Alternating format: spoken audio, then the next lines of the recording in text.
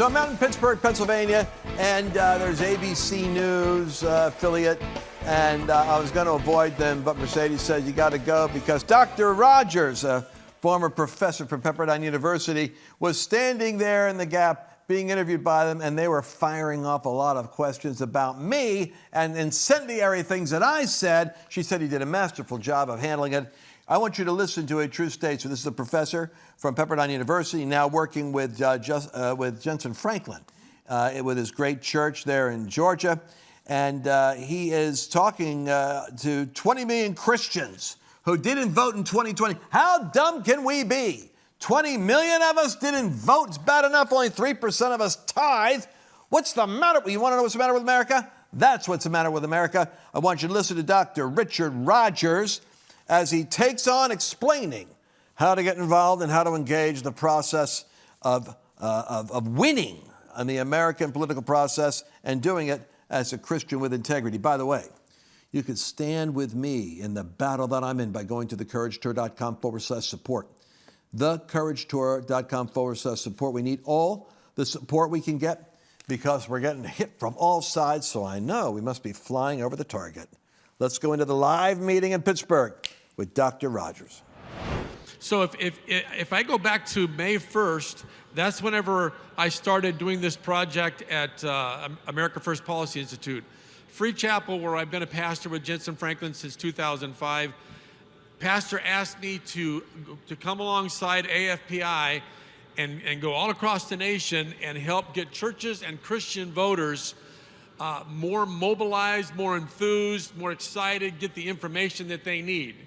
And so I get there and I see the title is National Director of Faith Engagement, which means I'm responsible, so you understand, specifically for 11 states, 19 counties. We have literally done the research that shows 11 states with 19 counties will determine who wins this next election. Pennsylvania is one of those counties, or one of those states. Allegheny is one of those counties. And so that's a lot of pressure. And I've had friends that have come to me and said, man, that's a big weight. Both the Democrat Party and the Republican Party were asked what will make the biggest difference in this election in 2024. Both sides of the aisle said faith voters will make the difference in this election. So that's us. That's a lot of pressure. And so my friend said to me, he said, how do you sleep at night? And I said, I sleep like a baby. I wake up and cry every 2 hours. But we are everywhere, and I love that I get to give this talk different than the other Courage Tour. I've been doing the Courage Tour with them since Detroit back in May, and I give a lot of the same kind of talk at each place I go. But now that I've been doing this for 5 months, I can say it a little bit different than I have in the other ones. When I started this in May, I would have all the statistics from the 2020 election. Everywhere I go and every speech I hear talks about the statistics in the 2020 election. In those statistics, 20 million Christians did not vote. 20 million nationwide. We had states that were lost by 9,000 votes, 11,000 votes, 10,000 votes. Christians, and specifically Christian men that believed just like their wives did, men who believed just what we did, but they got there and it was on the election days on a weekday. They say, I'll wait, and they pull up there and they see that long line. They say, what's one vote? I'm going to work. And so I get to stand before you today not presenting all these statistics about all the woes of the 2020 vote, all the people that didn't vote, all the things that didn't happen. I can stand here today and tell you I'm in 5 states a week on average. I am in every state. I know the things that are happening in those states. I'm with the faith people. And those things you heard in 2020, that is not what's happening in 2024. People are motivated more than they've ever been. They understand that they missed the boat in 2020, and they've lived for 3.5 years with the results of their lack of participating in that vote. And so I do travel the nation and I say these things. I say, number one, it's a game of inches. In the state of Pennsylvania, In the state of Pennsylvania alone, there are 6.9 million ballots were cast, and the vote was lost by 81,000 votes. 81,000 votes. Let me just put that in some perspective. I've been working very hard with the Vietnamese community. And as I'm working with the Vietnamese community, they love podcasts. They'll put me on their podcast, and there'll be 200,000 or 300,000 people on these podcasts. Just tons and tons of people. And whenever Joe Biden was replaced by Kamala Harris, the very next day, I went on that podcast. And they were all concerned about the news that they were seeing. They were all concerned. They were seeing these polls, they were saying the polls have flipped, and they were very, very worried. And I said to them what I'm going to say to you. I said, now listen. I said, polls are opinion of about 200 or 300 people, maybe 500 people.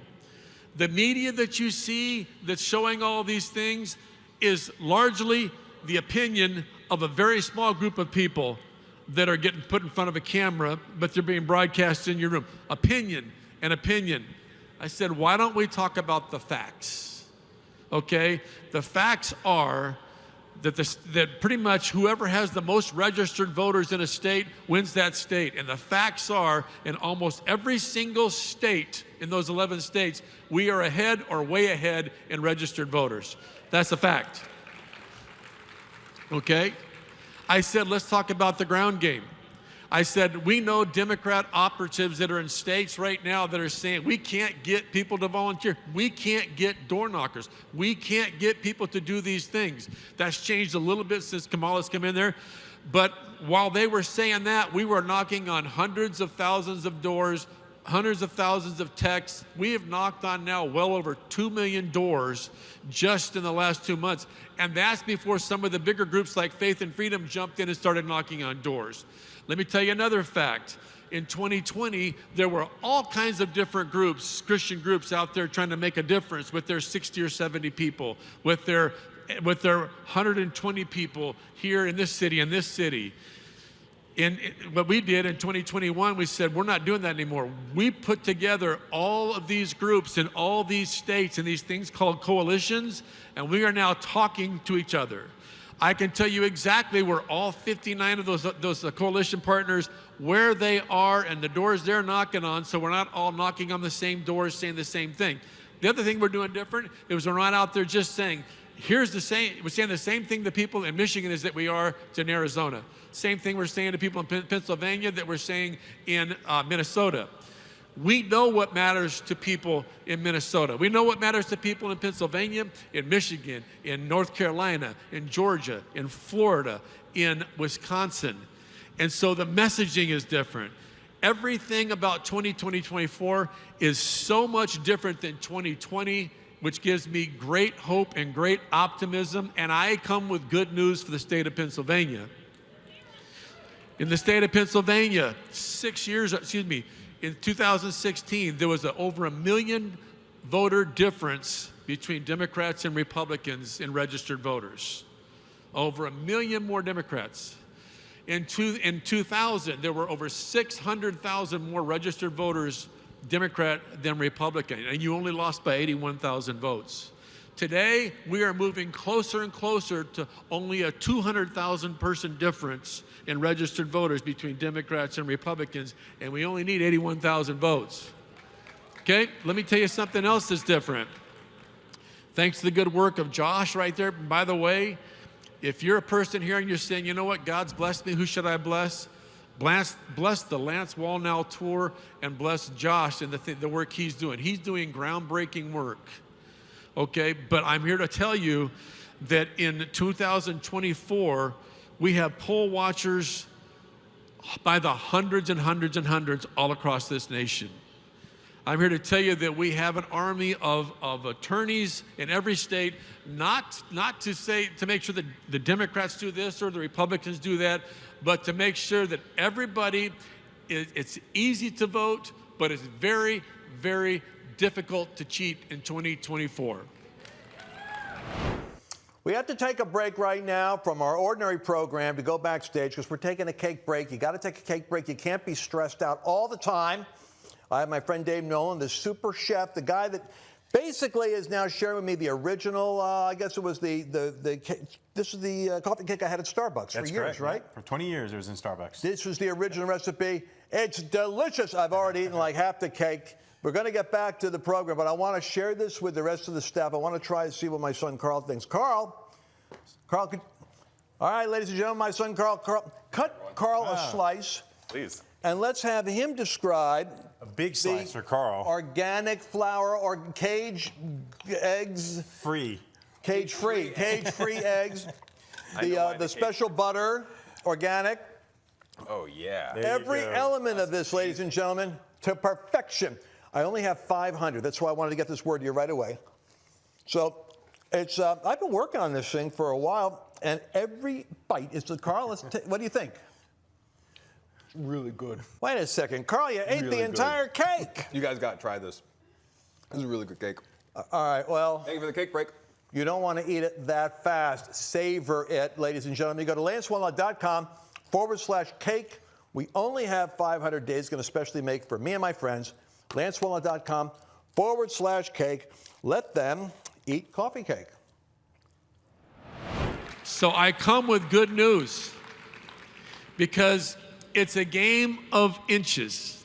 A game of inches. Like I said, 11,000 votes in Georgia, like 9 or 10,000 votes in Arizona, in Nevada, in all these different states. It's a game of inches. And the inches we need are all around us. We need men to vote. We need gun owners to vote. We need senior citizens to vote. And we need the people that are family members or friends of senior citizens to help them vote. Get them rides to polls. Help them understand how to do their mail-in ballot. Because if those three people those three categories right there will vote, it will be a landslide. Okay? Now, when I say the inches that we need are all around us, how many of you guys have a phone? Take out your phone and hold it up in the air. Josh already had you get it out, so it should be right there. So you have your phone right there. Every single one of you in your phone, you have something called your contacts, right? In your contacts, literally, if you will just come back, we have a table right in the middle right back there, and take a picture of this code. Just take a picture of this code right here and send it to your contacts. Multiply 150 or so contacts, which is the average number of contacts, by the people in this room, and you've made a significant difference in the state of Pennsylvania just through your contacts. You send them this QR code, and all you have to do is say, have you registered to vote? That's all you have to say. We'll be right back there. Trust will be right back there to help you with that process right there. All right? Here's the next thing that I tell people every place I go. You have to have skin in the game. Okay? You need to find ways that you can participate. Next thing, this has been the funnest thing that I've done. I encounter pastors, and I've gone to where pastors are gathering. I've been to Southern Baptist Convention. I've been to the General Assembly for the Church of God. I've been to state meetings. I've been to tent meetings. I've been all across this nation where pastors are gathered. And I find pastors that are saying this right here. They're saying, I don't want to talk about politics from the pulpit. I don't want to talk about politics from the pulpit. I don't want to talk about candidates. And the beautiful thing is, what the last 3.5 years have done for us, people of faith, is that we don't have to talk about how much better this candidate or that candidate is. We just have to say, let's talk about the values that are at stake in this election. Amen? So let me just, if they'll move to the values slide, move ahead to the values slide for me. Back there, you guys. There we go. Now, there are two different versions of America on the ballot. There just are. It doesn't mean that this group of people is bad and a group of people is good. It just means that we see things very differently. And I have some questions I want you to answer for me. In a version of America, do you want to see a version of America where abortion on demand and every trimester is the lead of the thing? Do you want to live in America where open borders resulting in fentanyl deaths and chaos in major cities? Do you want to live where there's rampant unchecked crime and DAs who refuse to prosecute violent offenders, no bail, catch and release? Do you want to live with out of control inflation? Do you want boys and girls sports and boys and girls restrooms at men and women's sports in their restrooms? Do you want transgender ideology taught in schools, puberty blockers given to children, along with surgeries and no parental notification? Do you want drag shows for your children in your public schools? Do you want to back a nation where we betray Israel, our greatest ally?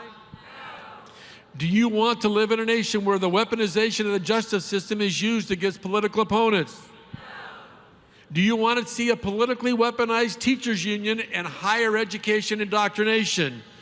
The answer is no. I tell you, and it was in this state. I won't say a name, and I won't give you a clue who it was. But I went to meet with denominational leaders in this state because all the denominations have summer meetings, summer gatherings, summer conferences.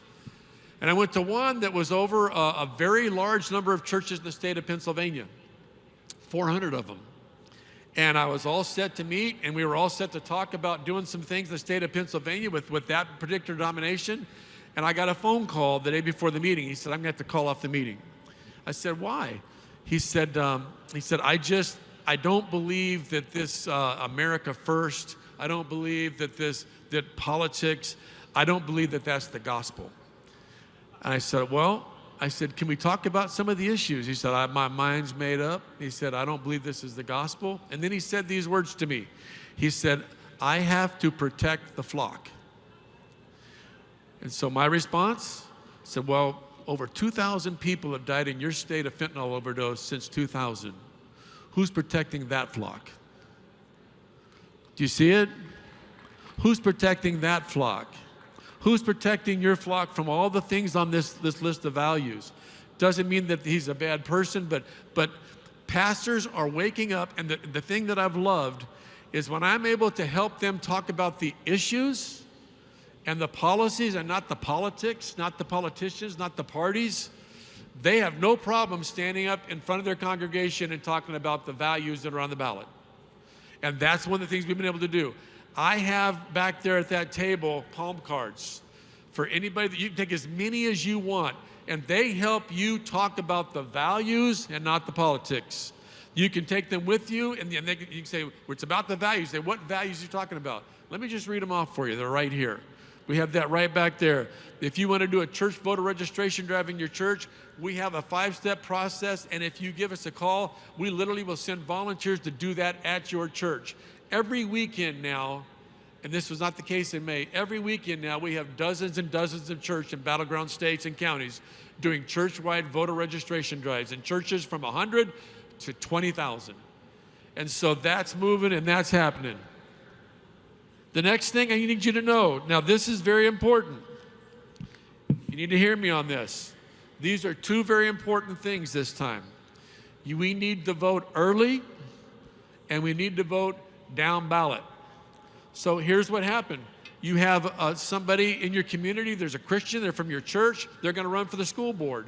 But people go in that polling booth, and what they do is they vote for the president, and they may vote for something else, and then they go, I'm done, and they turn their ballot in. Meanwhile, you have fellow Christians that are running for everything from city council to the school board and those kind of races. They need your support. Vote down ballot. Vote early. We've tended to not trust that voting early so much, and I understand that.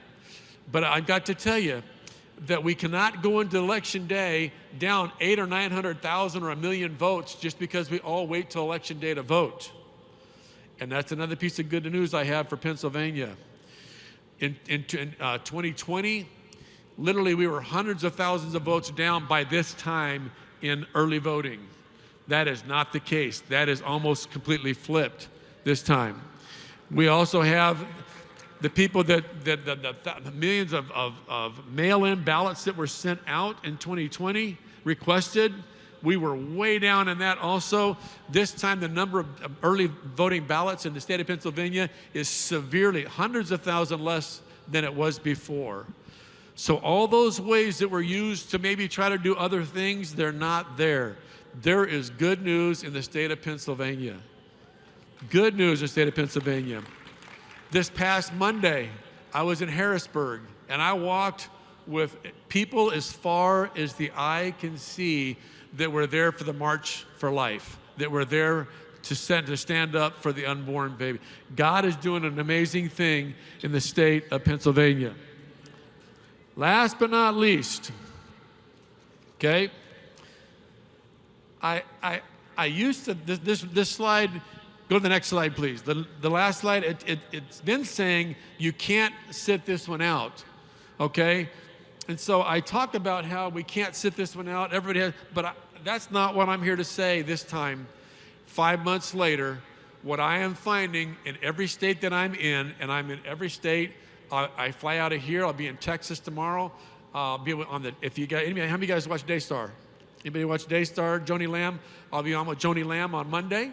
And then again in another couple weeks, I'll be in Michigan 3 days after that. I'm in all these states, and no longer am I coming in front of groups like this and saying, you can't sit this one out. I am now saying that I am finding out state after state after state, we are not sitting this one out. Amen? I can say that with confidence. Everywhere I go, that's what they're telling me. They're saying I did, but I'm not gonna this time. I'm seeing churches that say, no, that are saying, we get it, we're in. All right? So be encouraged. I come with encouraging news for you. I come with exciting news for you. And I come with this final thing that I will say. The eyes of a weary, stressed out, chaotic nation are on the eyes of Pennsylvania. Their eyes are on Pennsylvania. But I believe just like you did some 200 and something years ago, we will come through and it will all happen. It will all start in Pennsylvania. I love that you're an East Coast state, so we get your results early. I just believe that it's gonna happen. It's gonna happen here. I leave you with this. You can clap for that. I'll leave you with this. One of the joys of my job is I get to work with different people in the campaign. I've been working with Ben Carson over the last 2 or 3 weeks, and we've talked about some things. And I called him this week. He was in Alaska for his, I believe it's his 73rd birthday, okay? And I said, Ben, I know it's your birthday. I said, but I'm gonna be with some really, really cool people this weekend. And I said, I know you can't come because but could you send a message? And he said, who's it for? I said, Lance Wallnau. He said, I'll send the message. I will send the message. And so I leave you with about a 5-minute message from Ben Carson. Hello, fellow believers and participants in the Courage Tour. I'm Dr. Ben Carson. And like many of you, I'm concerned about the direction of our country. You know, you think back to the very beginning, our founding document, the Declaration of Independence. What does it say? It says that our rights come from our Creator, aka God. Think about that. Life, liberty, and the pursuit of happiness. And what we should be doing is making sure that we don't deviate from the course that took us from nowhere to the pinnacle of the world in record time. Life, liberty, and the pursuit of happiness. Life from the womb to the tomb. Who represents that? If you have to make a decision, a political decision, a voting decision, which side advocates for life and which side does not? When it comes to liberty, which side advocates for you living the life that you want to live based on your desires and talents versus what someone else thinks you should be doing, mandates that they believe you should be subject to? Think about it. That's the reason we have these sophisticated brains. And when it comes to the pursuit of happiness, who is saying to you, utilize the talents that God has given you to make not only your life great, but the life of your family and those around you great? And who is saying you are a victim and somebody else is in control? You know, we really have to think these things through and not just sail along like a leaf being blown in the wind. There's a reason we have these very sophisticated brains. But, you know, historically, when socialists and Marxists take over, the first thing they do is they dumb down the population. Have you noticed those man-on-the-street interviews where people don't seem to know much? Well, those are people who are very easy to deceive. And we need to fight against that. Recognize that God is sovereign and He is in control, but He expects us to do our part. He expects us to analyze things, to think things through. You know, I've heard so many people say, I just don't want to be a part of the political process at all. I'm just going to stay home because it doesn't do any good to vote between the lesser of two evils. I'm sure you've heard that too. But maybe we should analyze it a little further. Suppose you were very sick. You had a disease that could be cured, however, by skillful surgery. Would you rather have the surgeon with a poor bedside manner who saves everyone, or the surgeon who has flowery words and kills everyone? That's why we have a brain, so we can figure those things out. And we need to think beyond ourselves and what our own feelings are. We need to think about our children, our grandchildren, and all the people who are coming before us. Because what about all those people who came along years ago, decades ago, centuries ago, who gave everything, including their lives, so that you and I could be free? And I'm sure they didn't agree with everything that was going on, but they were able to figure out the best course to take. That's what we need to do right now. And we need to look at the big picture, not just how somebody makes you feel, but what are they offering? And do their offerings comply with your belief system? Sometimes it takes courage. Often it takes courage. And we're told from the time that we're little children that there are two things that you should never talk about in public: religion and politics. Ladies and gentlemen, that is exactly what we need to be talking about, because those are the areas that are under attack. And evil works best in darkness. It doesn't want the light shined on it. It doesn't want people to know what it's doing. It certainly doesn't want people talking about it. We all have spheres of influence. Now is the time to exercise them. And remember, you can't be the land of the free if you're not the home of the brave. God bless. Did you enjoy this latest episode? Please remember to share it with your friends, because the more knowledge you have, the better equipped you are to navigate the world